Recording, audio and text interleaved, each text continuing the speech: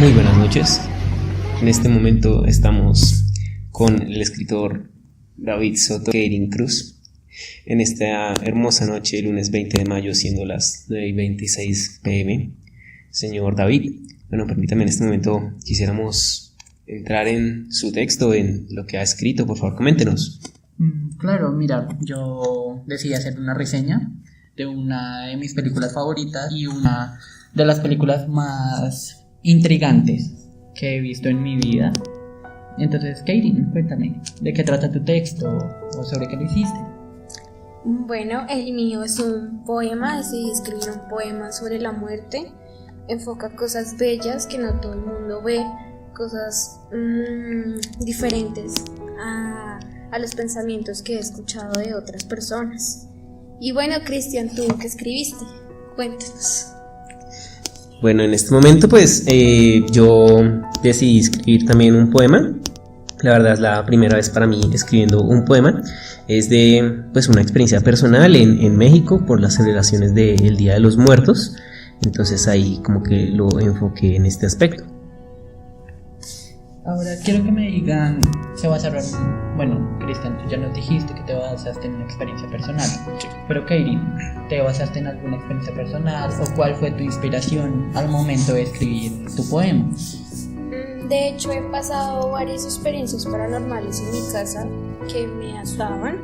Entonces decidí escribir el poema, pero como haciéndolo en honor a algo bueno, no a algo malo que era lo que veía siempre, sino más a algo bonito, a que fuera algo bueno.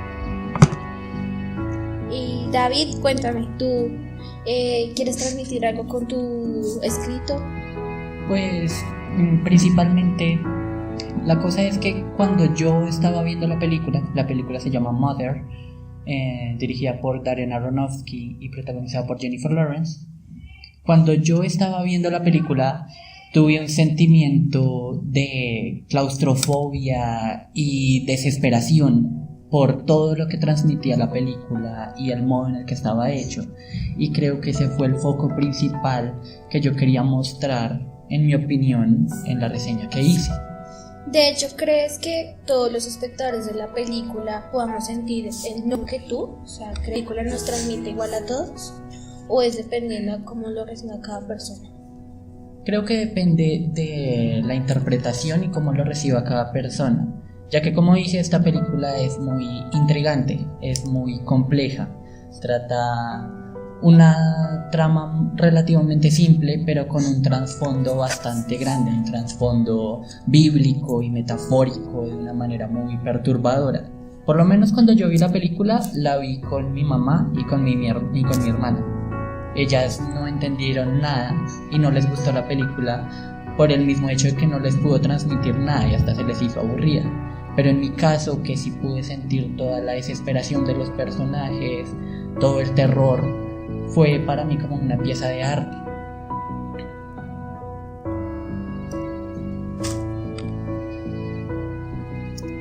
Entonces, Cristian, tú nos dices que quisiste rendir tributo a las culturas mexicanas, o por lo menos así lo interpreté. Entonces, además de eso, de esa transmisión cultural, ¿hay algo más que querías transmitir por medio de tu texto, de tu poema? Sí, teniendo en cuenta, digamos, que el hecho de ahí por qué lo escribí fue porque se me hizo muy extraño. La celebración del Día de los Muertos allá es muy diferente a cualquier otra celebración de como lo es Halloween o otros tipos de celebración acá en Colombia. Entonces eso me llamó mucho la atención, y pues en México viví bastante tiempo. La idea era poder como reconocer un poco ahí todo lo que experimenté. Entonces digamos que una de las inspiraciones y por qué lo escribí fue porque quería relacionar el tema de la muerte más como un recuerdo, y como digamos que no siempre estamos atados acá a la tierra, al mundo. Por ejemplo, allá mucho de lo que se ve es cómo las personas siguen viviendo por medio de los recuerdos, como por ejemplo cosas acá que son santuarios sagrados como una iglesia, un cementerio, allá son abiertos a que vendan incluso comida en ellos, son decorados, son festejados, más que no lloran, digamos, a alguien, sino que lo celebran. Un tema más de festividad. Sí, celebran el día de esa muerte de esa persona, celebran que está allá, celebran que su recuerdo, lo que hizo, tienen pertenencias, tienen pertenencias de los bisabuelos, de bisabuelos, recuerdos que tienen con su generación. Y es chévere, la misma tradición se va compartiendo de generación en generación. Entonces realmente quería ver como eso, como esa parte de la muerte que digamos no tenemos ninguna mención en mi texto, que si realmente vivimos con alguna raíz en la tierra, digamos. También de eso se cuentan muchos cuentos que me acuerdo que experimenté allá. Entonces pues quería de pronto como reflejar eso, por eso lo escogí, pues para, no sé, como tener en cuenta todo lo que viví y pues manifestarlo por un poema. Pues fue la primera vez para mí, espero que haya quedado bien. Toda la experiencia cultural que tuviste. Sí, toda la experiencia cultural, la diferencia, todo el impacto de lo que fue entrar a un cementerio y ver un montón de gente vendiendo cosas, recordando con pétalos, todo naranja, así. ¿Consideras que nosotros podríamos retomar esas como, o sea, digamos, podríamos tomar algo de lo que hacen allá y traerlo acá? Así es que considero que acá como que está mal visto, sí, pues, es que alabar, por decirlo así, muertos y demás. Entonces pues sí, ejemplo, es que acá la cultura colombiana está muy hecha al tradicionismo religioso y demás, entonces no se da de pronto como para, y bueno, la cuestión también a veces de inseguridad y demás, no se da tal vez para ese tipo de cosas, pero algo que se ve mucho en los pueblos mexicanos es que para este tipo de festividades es muy cultural y es muy unido. Entonces, a pesar de que uno esté en horas de la madrugada cerca a un cementerio, incluso en un barrio peligroso o sectores peligrosos como los Sinaloa, no te va a pasar nada. Y por ejemplo acá eso es diferente, y también digamos que no está bien visto que tal vez algo tan sagrado, etcétera, se vea tan festejante. Digamos un cementerio acá que tenga decoraciones, guirnaldas, fuegos artificiales, música. No se ve tanto el trago en sí en ese tipo de lugares porque es muy tradicional, incluso hay comida en todas partes. Entonces digamos acá tal vez, por ejemplo, si viéramos ese tipo de escenario en un cementerio colombiano, tal vez habría un indigente robándose la comida del altar, ¿sí? Algo que de pronto allá no pasa. Entonces es más como eso, es más como la cultura, digamos, es como acá tal vez un festival de Barranquilla no se podría adaptar allá porque es diferente contexto. No creo que se pueda adaptar por lo anterior. Y que aquí está como estigmatizada el adoramiento a otras entidades que no sean necesariamente el catolicismo o el cristianismo. Entonces, ahora quiero preguntarte, Katie, tú, mientras Christian dijo que se basó en recuerdos para la creación de su texto, ¿tú usaste la misma herramienta o qué otros recursos usaste para la creación del poema? Creo que de hecho también usé recuerdos, también pues de las cosas que me habían pasado, y también como quise darle como otra vista, no un poema no tan como más hablado, no en cuentos, sino más rítmico. Quise hacerlo como con terminaciones en rima y pues que hablara algo pues bonito, no usé así muchas cosas o elementos de otra magnitud. Listo, yo quisiera preguntarte, por ejemplo, ¿por qué finalmente escogiste un poema y no otro tipo de texto? De pronto tal vez una crónica, algo. Pues creo que cuando el profesor dijo que podíamos hacer un poema, pero dijo el tema, me llamó pues mucho la atención, porque la muerte siempre es como algo tan estigmatizado para todos, o sea, como también como como dice David, para la religión y demás, como que es tan malo hablar de eso, que es como algo cruel, triste, y pues quise darle como otra vista diferente, que a veces decimos que estamos solos y pues no solo estamos solos, hay otra cosa que también nos puede acompañar, porque pues sí, no quise tomar otro texto porque no me pareció interesante, no me gustó más la idea de hacer un poema y pues el tema fue lo que más me llamó la atención. Listo, pero David, también cuéntanos de pronto ahí por qué también escogiste este tipo de texto, tal vez no, por ejemplo, Keirin como un poema, sino directamente la reseña. Pues lo que sucede es que yo anteriormente anterior de esta clase y de este tipo de trabajos, yo ya había intentado escribir poesía y fue un desastre. Fue un desastre total, no me gustó para nada. O sea, normalmente nunca me convence lo que escribo, pero al escribir poesía sí sentí que fue un desastre. Y se nos pidió que escribiéramos sobre un tema que nos apasionara. No hay cosa que a mí me apasione más que decirlo como depocritar, no sé si esa es la palabra, sobre la religión o juzgarla, analizarla. Y está mucho a analizar el cine desde un punto de vista crítico.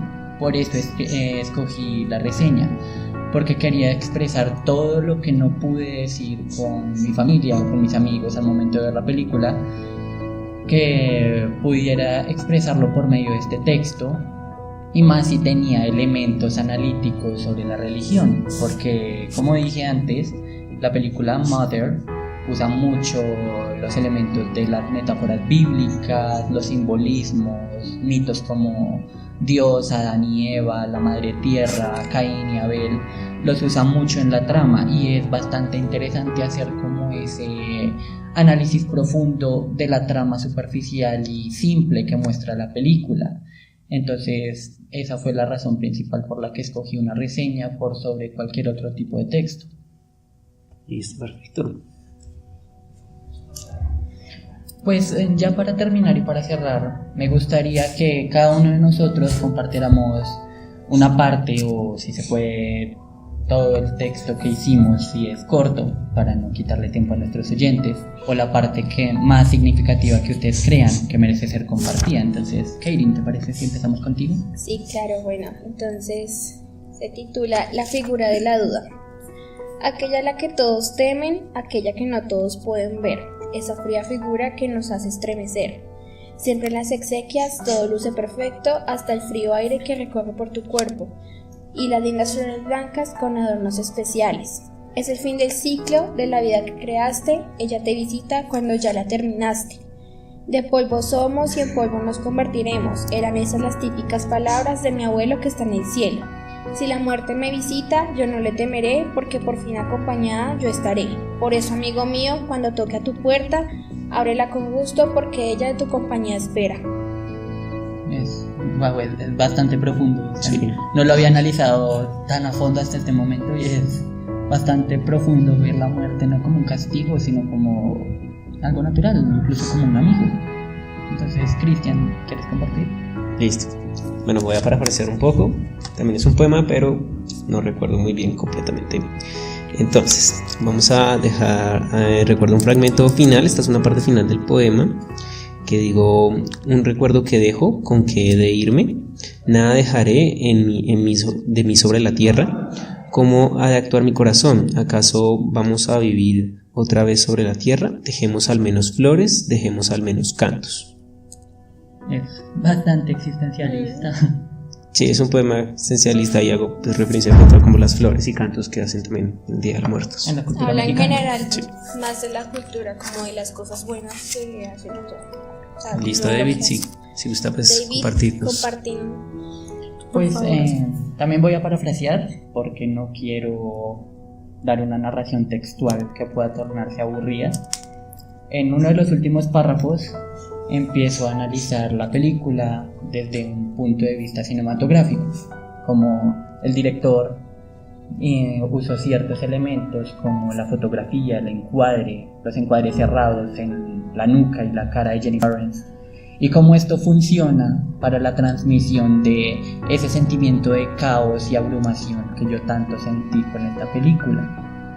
En este párrafo quise mencionar el choque tan drástico que da la película cuando en un momento, en menos de 10 minutos, todo, absolutamente todo, se transforma en un caos, cuando los hijos de Adán y Eva empiezan a invadir toda la película, destrozando el único escenario que conocemos, que es la casa donde viven los protagonistas, y cómo todo esto se transforma en un total caos, un caos bíblico, mientras la protagonista, Jennifer Lawrence, está dando a luz a su hijo, que sería la representación de Cristo.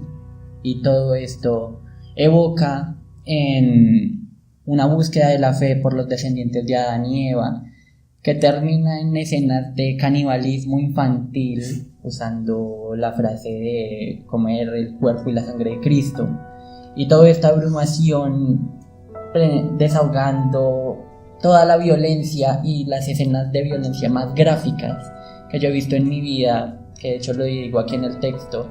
Yo creía que estaban matando a Jennifer Lawrence frente a mis ojos por lo bien hechas que estaban esas escenas, y solo pude gritar para ahogar toda la abrumación y asfixia que tenía acumulada desde cierta escena donde piensa todo el caos. Pues David, la verdad, pues como que tu retomación básica de lo que escribiste, como que sí transmite lo que, nomás lo que contaste, dan ganas de ver la película y es como abrumadora, como terrorífica. Sí, es cierto, David, aquí pues tenemos una descripción muy gráfica de todas las escenas. No me imaginaba que eso era un canibalismo infantil, y menos de un bebé, pero bueno. Un bebé recién allí, no, sí, voy a ver la película, sí la conozco, pero no la he visto completa. Voy entonces también a terminar de verla porque me parece muy interesante, y pues una reseña también ahí de la descripción. Perfecto, me gusta mucho. Bueno, ya con esto creo que hemos terminado el programa de hoy. Pues les deseo una excelente noche y muchas gracias por haber compartido con nosotros, con Unipanamericana Radio, nuestros excelentes programas. Los esperamos en la siguiente transmisión a la misma hora. Muchas gracias por todo.